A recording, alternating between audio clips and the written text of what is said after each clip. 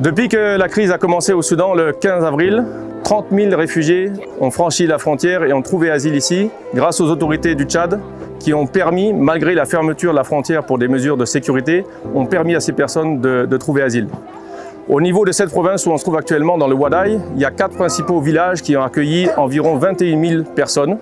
Donc en support au gouvernement, le HCR coordonne la réponse avec l'ensemble des acteurs humanitaires pour apporter vraiment la première réponse d'urgence, notamment apporter des vivres avec le PAM, d'apporter des soins de santé avec différents partenaires à travers des cliniques mobiles, de pouvoir fournir des biens essentiels de première nécessité. Comme vous le voyez derrière moi, ce sont des distributions notamment de bâches, de bidons pour transporter l'eau et de savon.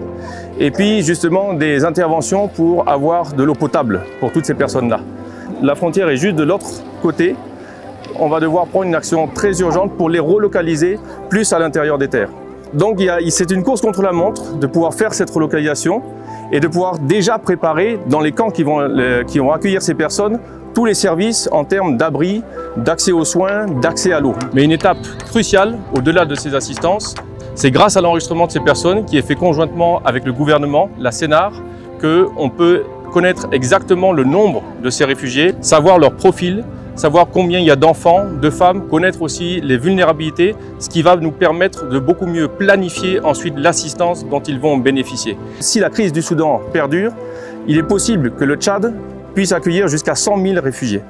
Les besoins financiers seraient d'environ 130 millions de dollars. C'est maintenant qu'on a besoin de cette mobilisation, de ces efforts financiers pour pouvoir vraiment faire cette intervention rapide et pouvoir installer convenablement les personnes plus à l'intérieur pour leur protection et pour vraiment avoir une bonne assistance.